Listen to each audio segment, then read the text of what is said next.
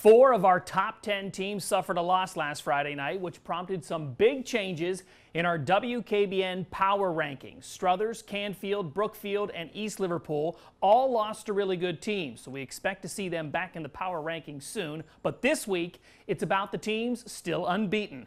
At number 10, Wellsville may come as a surprise, but the Tigers are 2-0 and have more computer points than any other local team in Division 7 right now. And there are 4 other teams in that region left undefeated. Latonia is one of them, and we'll learn a lot more about Wellsville when they meet up with the Bears in week number 4. At number 9, Niles. The Dragons opened some eyes last Friday night when they traveled to Mount Union and beat Alliance. Niles is averaging over 33 points per game, and they're off to their best start in 7 years. Big test Friday night, though, when they host Youngstown East in our WKBN Game of the Week.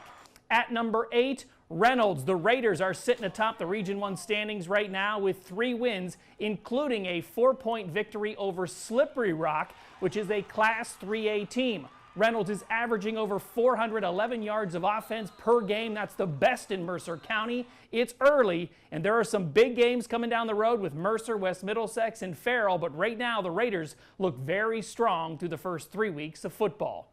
At number 7, Youngstown East. The Golden Bears have rolled through the first 2 weeks, outscoring the opposition by 97 points in just 2 games.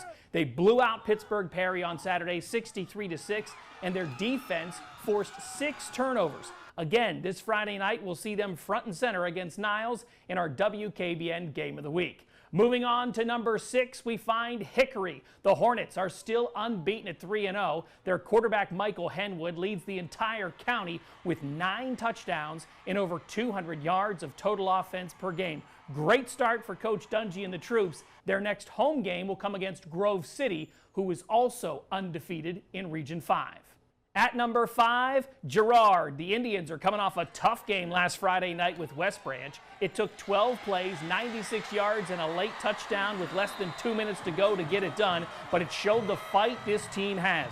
Girard has won big this season. Now they've shown they can win coming from behind. At number 4, Austintown Fitch. The Falcons up 5 spots in our power rankings after their win over Ursuline in our WKBN Game of the Week. Quarterback Nate Leskovac looked great again with over 130 yards rushing and 2 touchdowns. Now Fitch has a tough road ahead. 5 of their next 8 games will come against teams that made the playoffs last year. Moving on to number 3, we find Southern Local. 2 games, 2 wins for the Indians, and they made it look easy, winning by more than 23 points per game.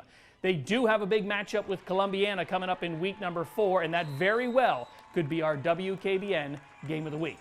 Moving on to number 2, Springfield is up 3 spots after 2 of the most impressive wins of the young season. They squeaked by South Range in week number 1, then knocked off Brookfield last Friday night. Springfield already has more computer points than every team in Division 6 Region 21 right now, and they can add a lot more this Friday night. They finish up one of the toughest non-league schedules in the Valley this week against Columbiana. And finally, again at number 1, Wilmington. The Hounds just keep on rolling. They're averaging over 36 points per game and nearly impossible to run against. Wilmington is allowing less than 37 rushing yards per game. That is by far the best in Mercer County. And I wouldn't expect it to change anytime soon. Next up on the schedule is Lakeview, a team they beat 67-0 last year. Make sure you tune in next Wednesday for our latest edition of the High School Football Power Rankings right here at WKBN.com.